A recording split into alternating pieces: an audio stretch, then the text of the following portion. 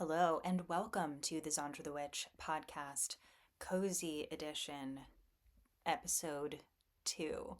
So, today is a celebration podcast. This is my prize today. Today's getting to record this and talk to you is my prize. And the topic is prizes. I love prizes. Do you love prizes? To me, I think about going to Magic Castle in Dayton, Ohio, or that kind of area where I grew up for a few years of my childhood.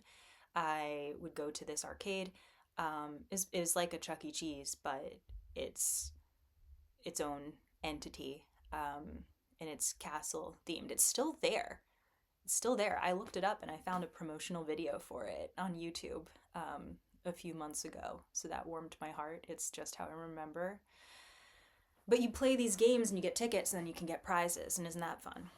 And on my birthday, I got bonus tickets because I had my birthday party there. And so I got this purple sword that I had been coveting for like years. Although I didn't actually live there for that long. So maybe it wasn't years. Maybe it was like a couple years. No, you know what? I think it was years, but I got the cool sword. I wasn't planning on talking about Magic Castle, but I feel like that sets the scene pretty well. So what I'm talking about today is these prizes that we can reward ourselves with. And this was prompted by dipping back into Simone Grace Soul's Truth or Dare course, which I did back in the spring when she ran it live. I did some of it then, and something that was really liberating about her leadership in this program was that she was like, you don't have to finish it. Get what you need to from this, but like maybe what you need to take from this is that you don't need to finish it. And I was like, okay, I won't finish it. But then I picked it up again now, and I'm going to finish it now because it feels like the right thing to do. So every day you practice being truthful and sharing and being visible, and there are a series of dares to help bring that expression out. It's very fun, and just a little part of it, just a little check mark at the end of each of these tasks is you have to do a celebration. And the example that she gave is like, woo, arms up, just simple. But as the priestess of prizes, I decided to turn the celebrations into like its own challenge. Like, how much can I enjoy this? And I do realize that I call myself the priestess of lots of things. I'm not actually the priestess of prizes, but priestess of fun, of roller coasters, of theme parks, Dionysus. Sure, prizes for this episode only. See what you think. See what you think of these ideas. So what I'm going to do is I have my Truth or Dare notebook here, and in the front of it, I've written my prizes. So I'm going to focus on these are the things that I've done to celebrate after doing the hard work. Okay, and I've not really prepared this, so I'm just going to talk you through the list. And there are 12. There are 12 prizes, which I can't indicate with fingers. So there, I'll do it like that. By the way, I have done a better job of setting up my video today. You're sitting on a chair, reader, listener, because if you remember from my first episode, I was like lying on the floor and trying to get comfortable, but we're rolling with this as we go. So the first prize that I did was I watched 10 Things I Hate About You and ordered pizza. There was some significant reason why. Because the dare was about being a paradox, which is interesting because I was just reading about Dionysus as the god of paradox in my continual hieros studies, my continual priestess studies. I'm going deep into my Dionysus learnings. And he's the god of paradox and contradiction. And the dare was about embracing the parts of you that you feel like don't make sense or that might not be acceptable to exist, to coexist to the public. And it made me think of the speech in 10 Things I Hate About You, where she's like, I hate this and I hate that, but most of all, I don't hate you at all. And I love that movie. It holds up pretty well, by the way. So I do recommend that. And just like cozy pizza evening. There's just something. I mean, this is where we've come to, right? Where there's something so relaxing about just deciding this is the movie we're gonna watch on this date and not have a million choices to be overwhelmed with when you're in the mood to watch a movie. This is why I've just got a DVD player, and I just ordered National Treasure 1 and 2 in a bundle for £1. So that's on its way. That's coming. National Treasure 1 is one of my favorite movies of all time. National Treasure 2 is also good. I'll take it if it comes with it in the bundle. But yeah, it's a movie about a spiritual scavenger hunt as well as a treasure hunt. It's about like, do you believe that this exists? It's been passed down for generations. Are you going to be the one to find it? You know what? I've talked about this before. I talked about this in my Taylor Swift concert as well, that I did as my 1989 project. So I will not stop talking about National Treasure. Okay, prize number 2, 12-minute art gallery. I saw this TikTok a long time ago about a guy who I'm explaining this really badly, but I think he was at Harvard. I think he's an art history teacher or professor, or he had an art history. Oh my gosh. You know what? We're just going to keep going.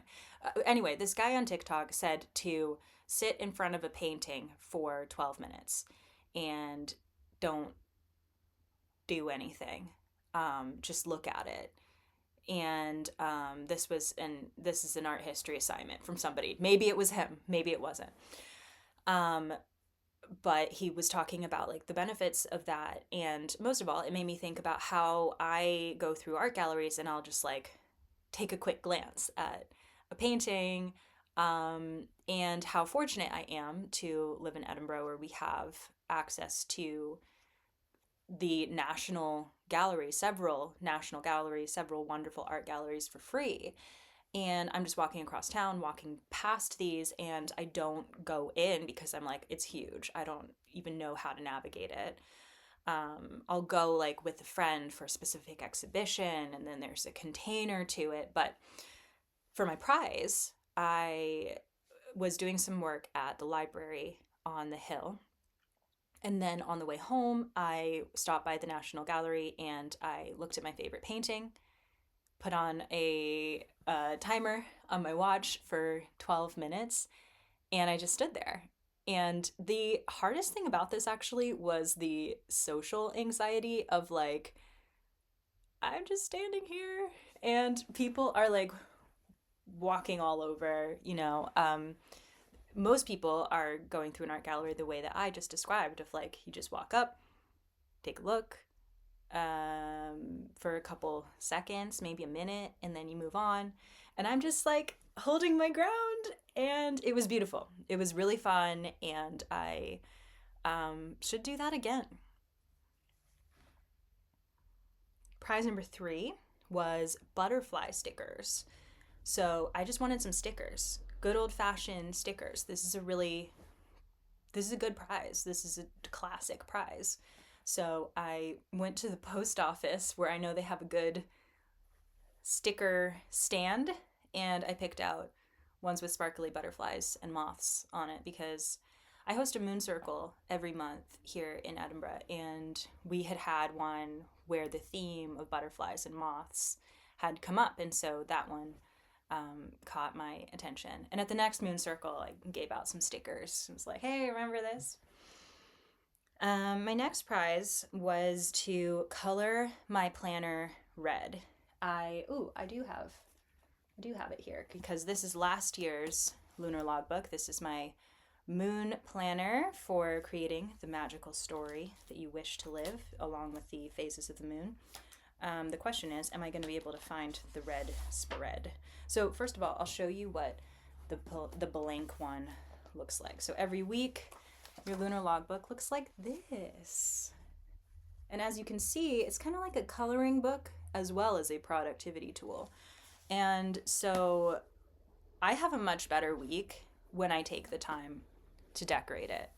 And I think this red coloring really like set that in for me. This is when I really realized, oh, this is good. This was also this must have been during my Taylor Swift project because it's Red Taylor's version themed. It's also Speak Now themed. So yeah, here it is. There's purple and then it goes into red. And it took a while, it took a while to do that, but it was really worth the time. All right, my next prize was to watch Harry's short film. My wizard friend Harry is a filmographer as well as a dream wizard, and he had made this really beautiful short film about a stone setter, I think it's called. The guy, this is the guy who, in the English countryside, there are these fields and fields, and then there are these walls of stone that kind of that divide the fields from one another. And this guy's job was to create those walls and take care of those walls. And at the end of his life, Harry made this video about him, and it's really touching and beautiful. And I'd been meaning to watch the video for a long time. It was in my to watch, my watch later playlist on YouTube, and I was like, oh, I need to watch the film. But I don't like when it feels like homework of like, I got to do this because I got to get back to my friend.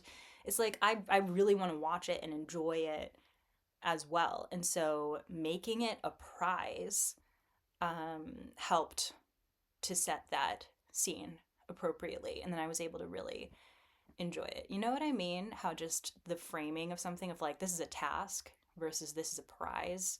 I have to do this versus I get to do this. And it's like, to be very clear, he's not like making me watch it. It's not one of those friend obligation things of like, oh, here's a long thing to listen to. He knew that I would appreciate it, and he was right. And I'll link it here as well because it's a really lovely film, and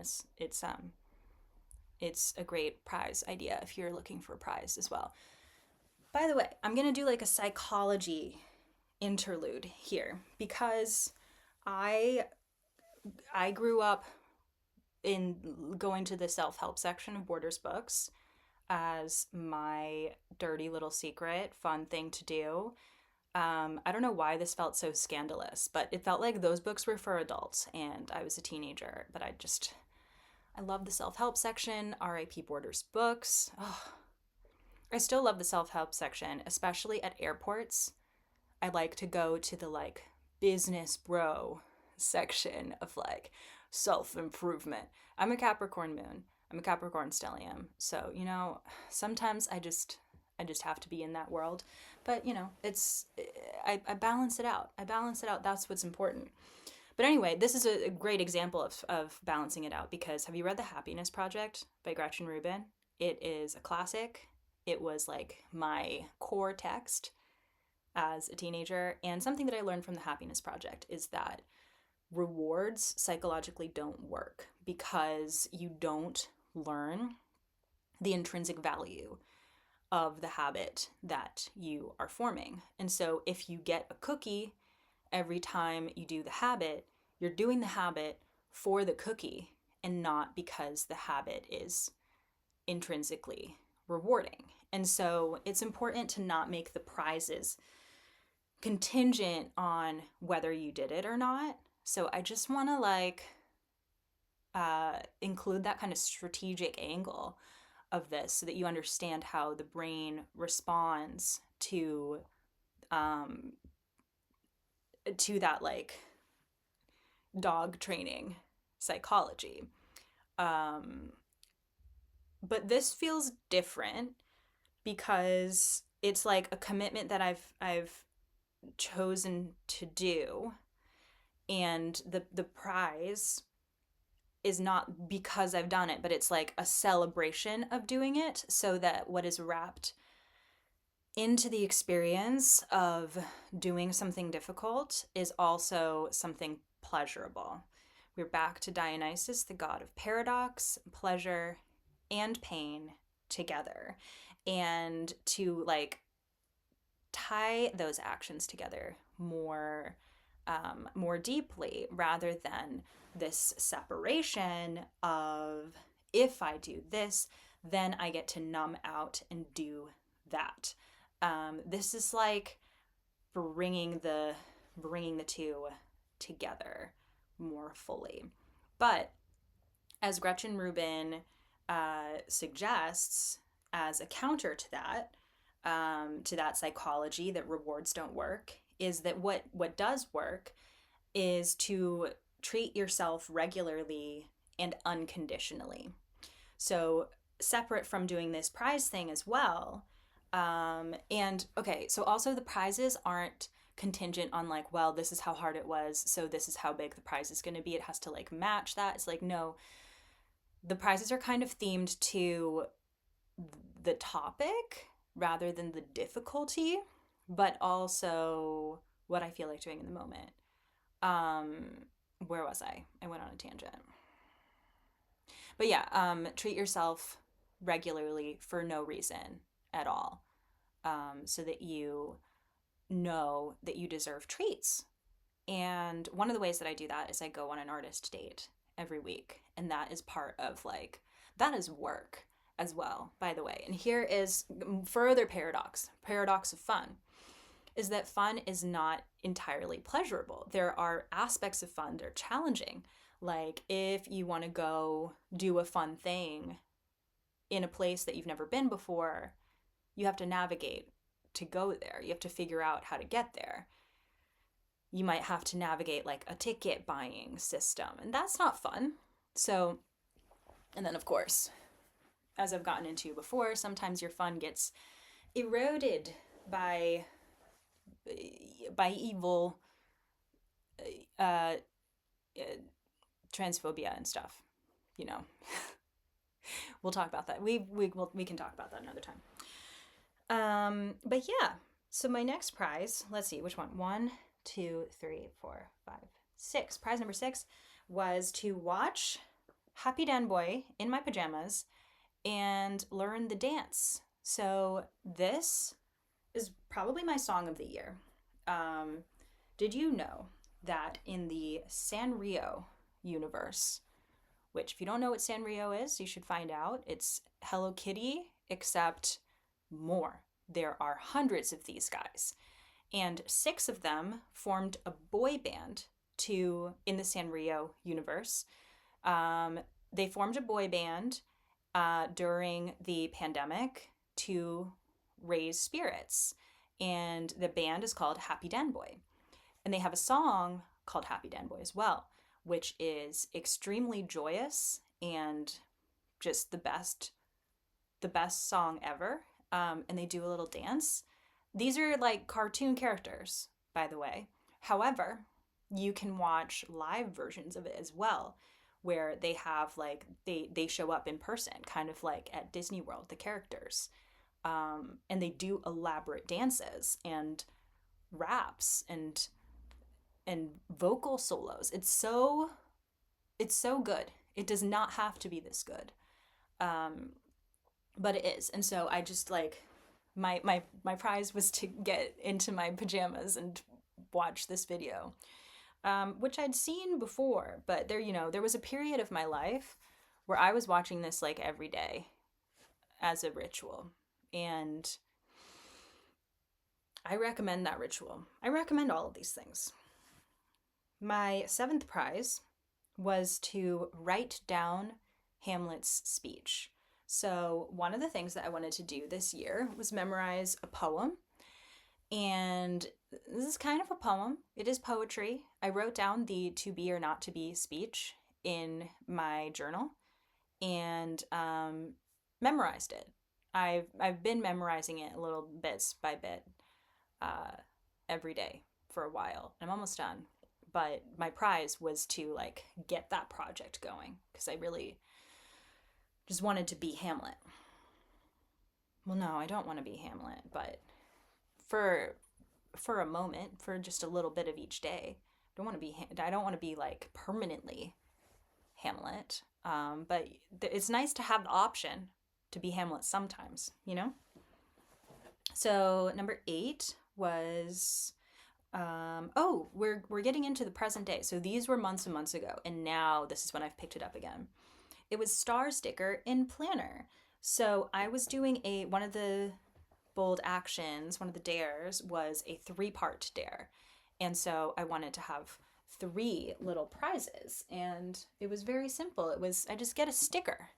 I get a sticker every day that I do it, and I put the sticker in my planner. And so you can see I have these 3 stars because I did it. I don't put stickers in my planner very much because stickers really bulk it out, and we're just in the beginning here, so I want to be sparing with that, but for a special prize, stickers. The next prize was to choose a new Sporkle badge. I love Sporkle. It is a part of the internet that still feels like 2007 or whenever it was established. It's very fun. Let me know if you're on Sporkle as well, or if you were back in the 2000s in its prime, but it's still going strong. And there are these different badges that you can earn for different topics. And for a while, there's a new feature. I think it's new to my knowledge. There's so many features on Sporkle. That's one of the things I love about it. It's like every time I go on that website, I learn about a new feature. One of them is tournaments. And so for like 3 weeks, I was in this Disney theme parks tournament where every weekday, there was a new quiz. And it was like, name all of the rides at Walt Disney World.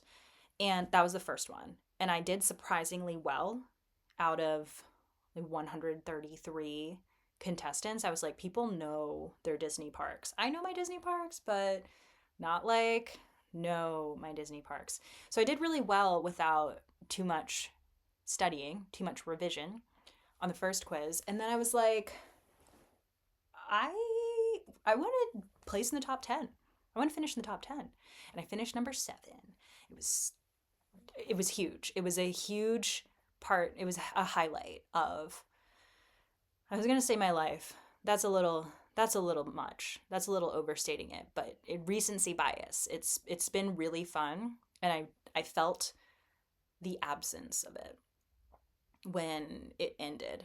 And so the next day I chose a badge to finish. Sporkle badges are really fun because I posted one on my Substack blog about they're taking the hobbits to Isengard, guard, because there was a Middle Earth badge that was really fun. Especially they had like name all of the hobbit meals, and then you have to get 50% on these quizzes, on a bunch of quizzes to get the Lord of the Rings badge. One of them was, can you recite the prologue that Galadriel speaks in the movie?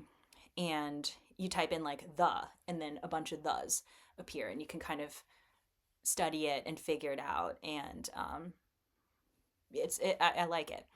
So for my prize, I picked a new badge. There was a Disney Parks one that I was almost finished with just from doing the tournament because it uses quizzes that are already on the website. So I did that, and that was great. I recently did this was the most recent one until now. The prize idea was album plus cross stitch because I'm really enjoying cross stitching. It's like my winter activity. And I put on a video or a movie, but cross stitching is really a visual activity. So if something is playing, it's very much in the background. And so I thought that would pair well with an album. And I really want to get back into listening to complete albums. But I didn't end up listening to an album because I was on a phone call with my friend and she recommended that I check out Olivia Dean. And I was like, well, I've listened to the album and it didn't quite spark uh, my fancy. And like it was lovely, but she's like, no, no, no, you're doing it wrong. You have to watch her live.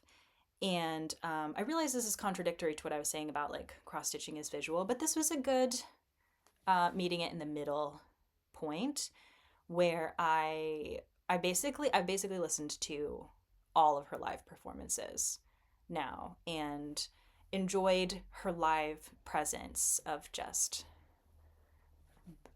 shining. And I watched them in reverse chronological order as well. So to see her like fully embracing the stage. Actually, she's always had that. She like from the beginning, but her style has evolved in the way that she plays with wardrobe and it's very subtle and elegant and considered, but also passionate. It's like this kind of balance of passion and containment. It's very powerful. Um, I'm now quite well versed in her live performances, and that was a memorable afternoon. I just watched an hour worth of her live performances because I was planning on listening to an album anyway, and I thought it would feel like a longer amount of time, but it went by really fast. And then prize number 11 is to record a prize podcast, which, hello, we're in the present moment. It is happening. So I've been having so much fun with these prizes that I wanted to talk to you about them. And now I'm doing it.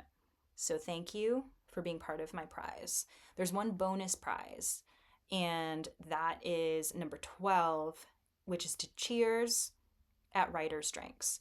Because I thought that one doesn't really count as a full prize. It's not enough of a prize because it's happening anyway.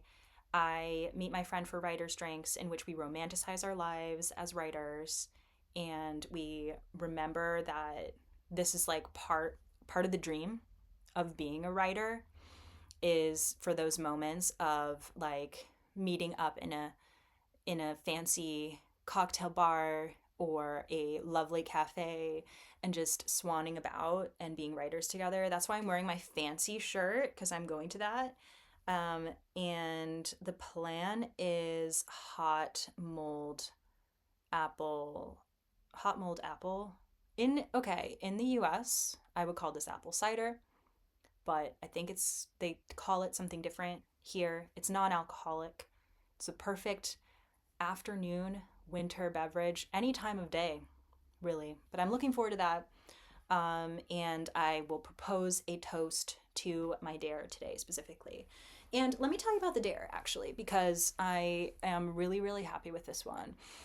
So, basically, what I did was I was bored of my about page and like, ugh, because it was like too professional and too polished. And it was like, as seen in these publications. And it just didn't feel like me. It felt like the version of me that I have to present to people to make them feel like, oh, they're legit. But I instead, I just like told my life story. So if you go to the about page on my Substack now, it is very interesting because I've lived a very interesting life. Um, I feel like everyone deep down has lived a very interesting life. It's just how honest do you want to be about the telling of that story? And it just occurred to me yesterday. I was like, there's a better way of doing this. So it has photos throughout my life and little chapters of what has shaped my path and where we have ended up now and what I do now. If you have ever been a blogger, or I guess if you've ever had a social media profile and you've had to fill in that little about section, maybe you can relate to this being like, how do I possibly sum this up? The difficulty is that feeling of having to present a version of you that you think will be acceptable. Or it's like, how do I put this in a way that lets people see me in the way that I want them to see me? That was the struggle. But now I'm like, what if I just tell it the way that makes me feel really good, that makes me feel really excited to share it? And there are hesitations around that where I'm like, nobody else's page looks like this. This isn't professional. This isn't, does this is weird. This is real weird, but it's the truth. So you can go read my life story there. And yeah, that's about it. So let me know what prize you're going to be doing as a just because reward for anything. So okay, to wrap this up into like a what you can take away. So don't make the prize contingent on the performance. But if there's something hard that you've done, even if it's just a little bit, it's required a little bit of courage, and you would usually just be on to the next thing right away, your challenge is to identify that thing and say, we're celebrating that, and here is how. And it can feel really silly. You just heard all of my examples. It can be buying a butterfly sticker. It can be sticking a star sticker. Classic prizes. But it has to be something. You have to own it. You have to say, I'm celebrating myself today.